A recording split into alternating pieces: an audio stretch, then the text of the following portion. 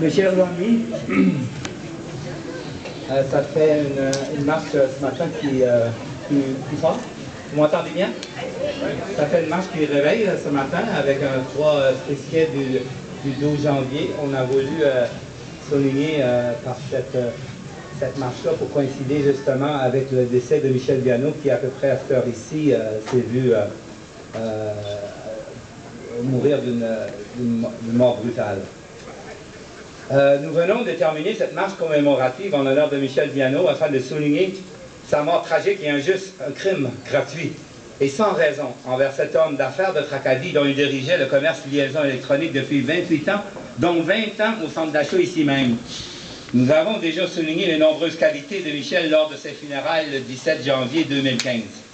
Il était entrepreneur de la région du Grand Tracadie, un conjoint, un fils, un ami, un employeur attentionné, très aimé et apprécié pour ses valeurs et son éternel sourire. Michel était la joie de vivre incarnée, respectueux des autres et honnête. Vous savez tous maintenant qu'il n'était pas un criminel. Il n'était pas impliqué dans aucun trafic de drogue. Quel compte! Michel faisait aussi beaucoup d'activités avec Annick et les enfants, comme Linda l'a souligné au départ de la marche.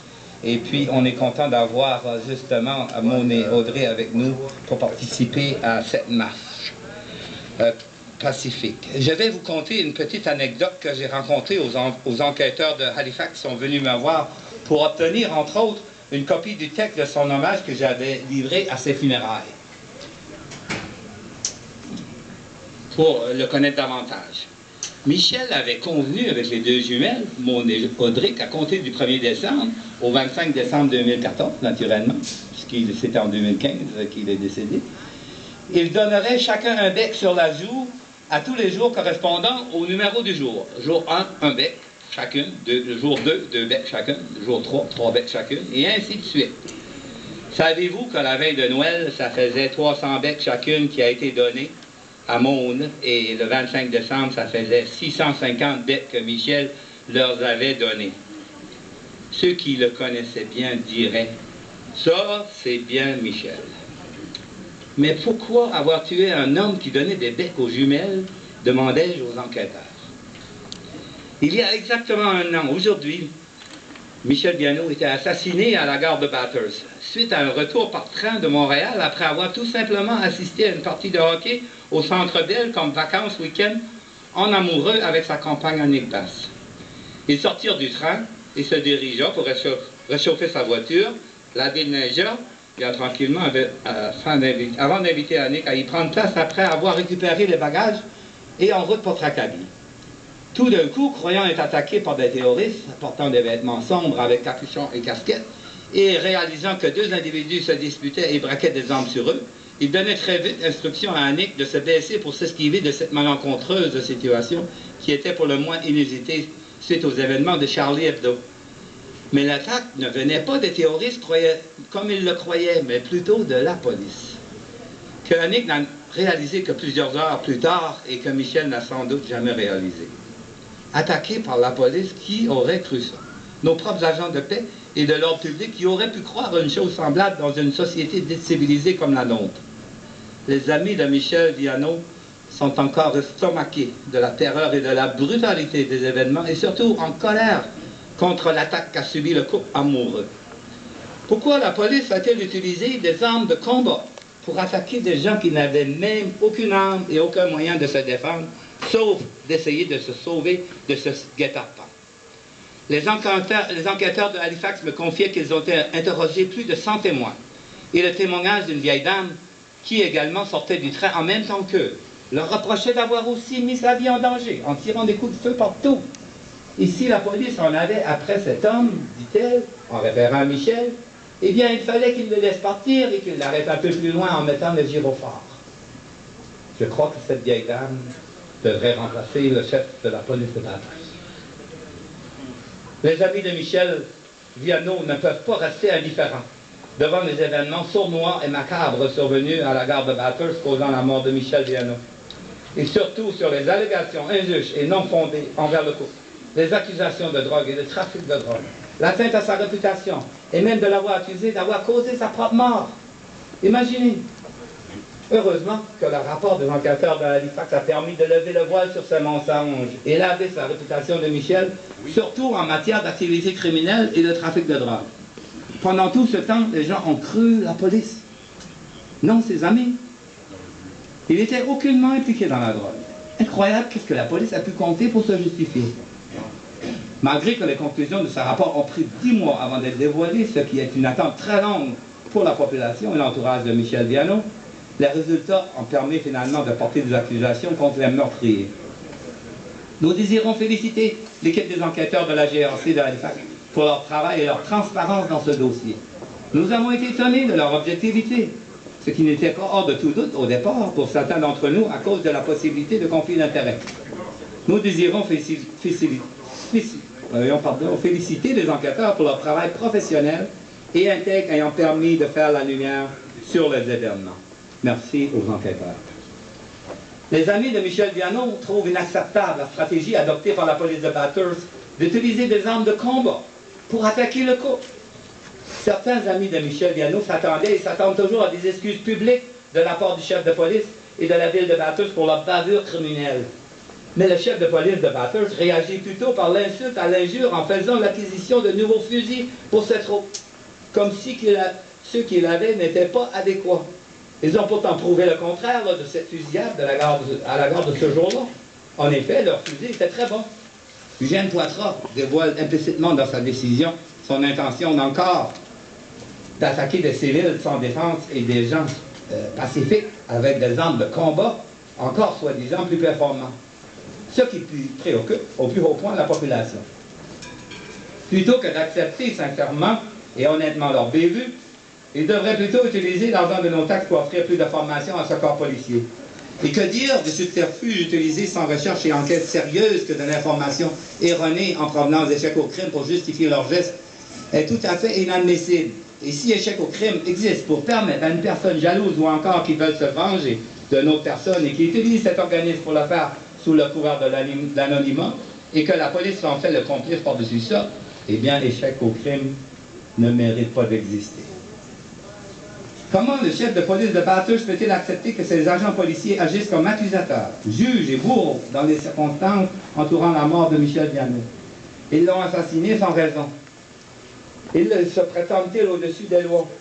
De plus, le fait d'autoriser la présence de 15 à 17 policiers lors de l'audience des mises en accusation de ces deux agents au palais de justice le 4 janvier dernier ne vise qu'à exercer son pouvoir d'intimidation sur la magistrature de l'autre partie en cause. C'est inacceptable. Les amis de Michel Viano sont venus à la conclusion que ce chef de police doit démissionner immédiatement avant que d'autres bavures et catastrophes monumentales ne se produisent sous sa direction.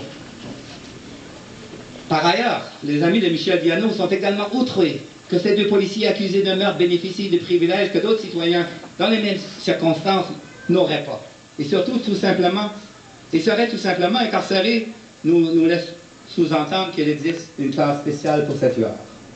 Le premier des commandements n'est-il pas « tu ne tueras pas ». Est-ce que la police peut tuer des personnes sans raison et avoir des traitements spéciaux?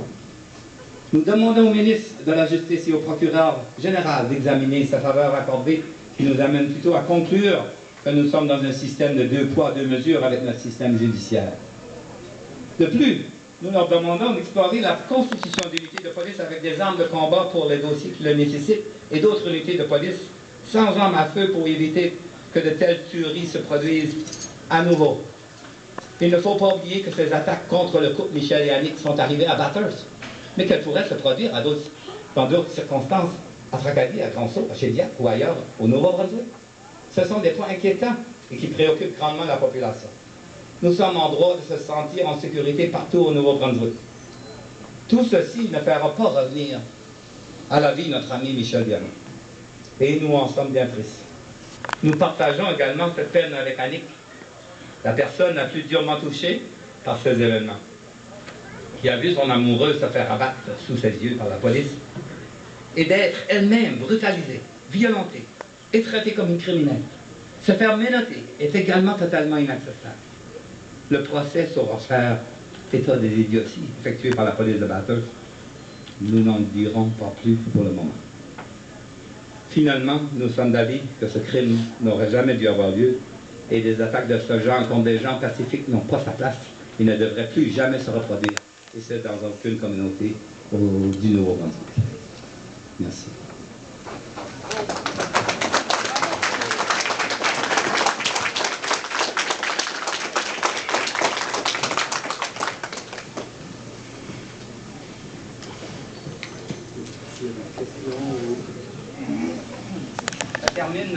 Ça termine ici la marche, si les gens veulent se réunir ailleurs pour un bon café, ça nous réchauffera. Je veux remercier tout le monde de la participation. Ça a été vraiment une expérience que Michel mène de là-haut. Sans doute nous voit, nous apprécie. Et puis vous voit et vous apprécie aussi d'avoir venu pour lui aujourd'hui. Merci encore une fois à tout le monde.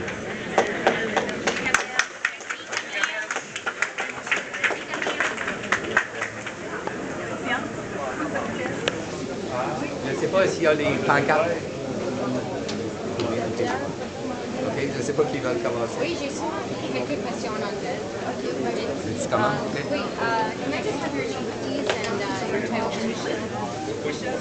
My name is Camille McLaughlin, and I was the one who was half prepared at the church the allocation for Michel Miano when he was killed by the police officer. Why do all this?